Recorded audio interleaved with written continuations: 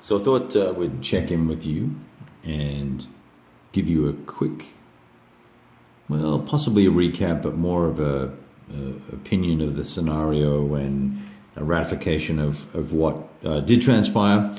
Because the last video I shared with you in regards to TCS, which is what we're looking at here, the Canadian Crucible, I was outlining for you what I thought my opponent's strategy was going to be, which was a quick advance up the road here, potential flanking along this side as well, and then pushing up a couple of companies in the middle. That was a variation on that. The AT guns moved up here.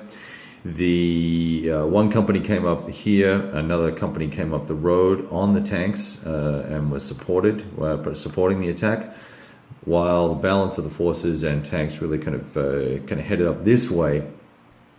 And I made a few adjustments to my setup, but basically we guessed what they were going to do, and given the limited terrain options and the limited scope of the scenario, you have limited tactical choices anyway. What neither of us realized was just how difficult this terrain really is, because all of these hexes in here, all of these hexes are all blocking terrain. And it really limits fields of fire for both sides. And it means that most of the time you're in for a close knife fight type of situation. So again, the game unfolded in essence, the first 3 turns being no artillery for the Germans because of the special die roll that has to go on as a result of the electronic warfare that the Canadians conducted successfully. And that, in the end, may have been a good thing, because I didn't spend any ammo further afield here trying to slow things down or suppress things. We just had to hunker down. The downside is that their pre-plotted artillery was, of course, right on the money. They basically lined these rows here and pounded the daylights out of forces. In some cases, I lost an entire platoon to devastating artillery fire with an amazing number of 60 and 60 plus die rolls in the first 3 turns. And then as things kind of closed up and each side kind of got into it, my experience with the game, I think, started to show itself a little bit. I was a little more cautious with my firing and my allowance of reaction firing. I didn't let him get too many shots back at me because he had a lot of tanks parked ready to hit me, and he couldn't shoot at me. So I had some units here, for instance. I had a platoon and an MG section here. I didn't fire very often, but he was focused on trying to knock that hex out, when in actual fact he should have been pushing on here, trying to capture these hexes and just ignore this, right? But he ended up closing and killing all these units here, but at great cost. I ended up AT assaulting here and causing some problems.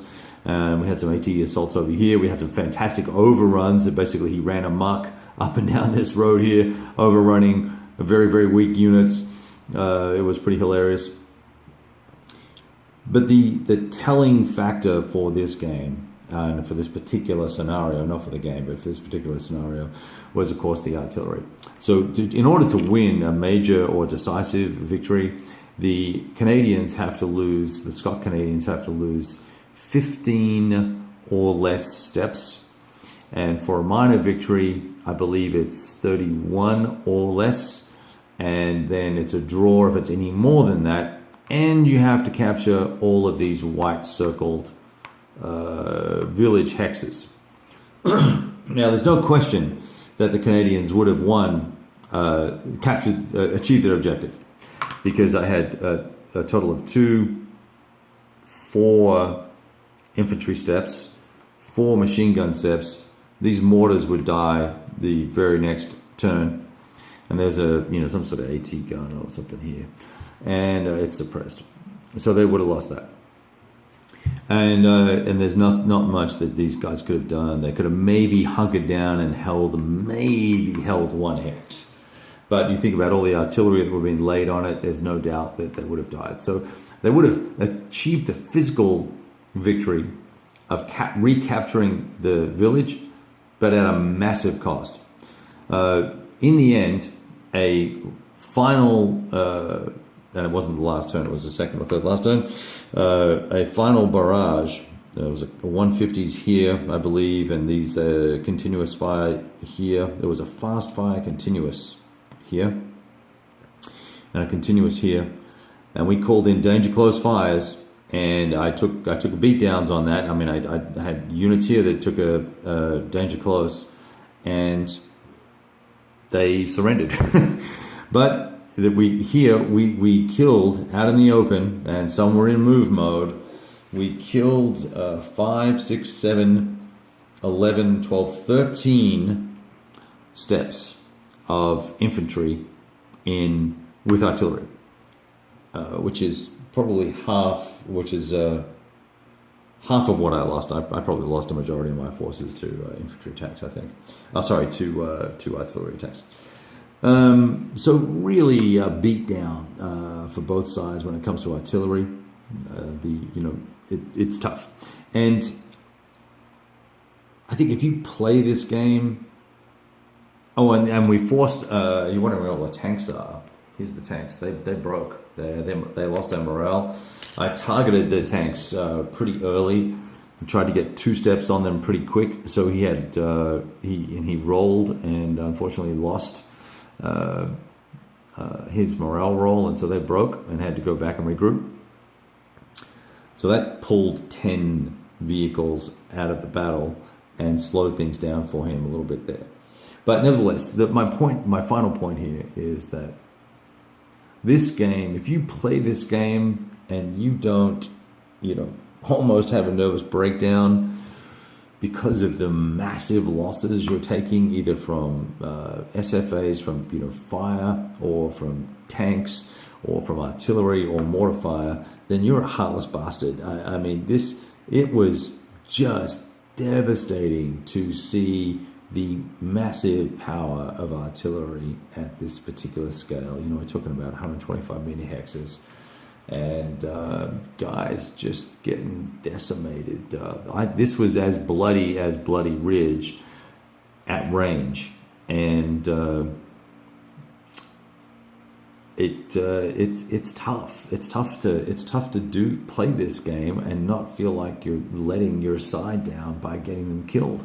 The way I had these guys set up, I screwed my own forces by being a bad commander here, and it's tough. At turn 3, I was almost ready to quit. I almost failed my personal morale roll and said, you know what, good game, dude, you win. But I shut my mouth, sucked it up, got a couple of lucky shots here and there, which made me feel a little bit better. And I finally got some artillery on him. Didn't do much good. And then the last turn we played, we put the hurt on him pretty bad. And the only reason that hurt happened is because right here is a smoke counter.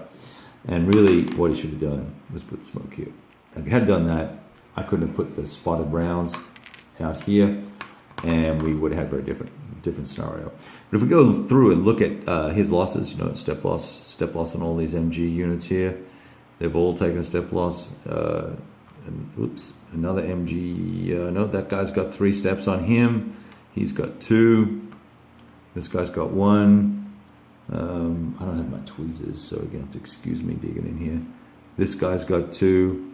So they don't have more than, 3, 5, 9, 10 infantry steps left. Let's see what this is. Oh, that's my guys there. Okay, so I take it back. I've got 6 steps. So in all, I have 6 infantry steps. He has about 10 or 12. Oh, here's some more here. So, and look, that's taken 3 losses. That's taken 2 losses. So, shoot, look at that guy. He's down to 4.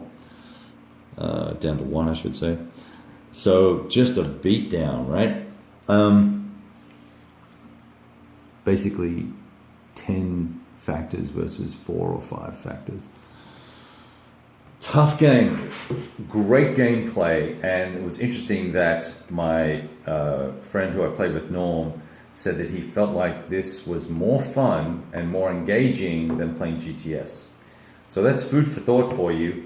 I haven't played enough GTS to make that call. And this is not the place for us to have a which is better conversation. We'll do that some other time.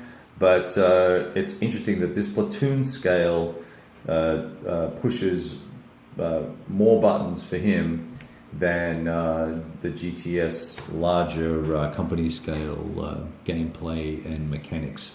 All right, excuse me. I'll talk to you guys soon. Take it easy. Please subscribe to the YouTube channel and all that sort of BS. I keep asking you to do it, and you keep doing it, so I appreciate it. And thanks for watching, and I will talk to all of you soon.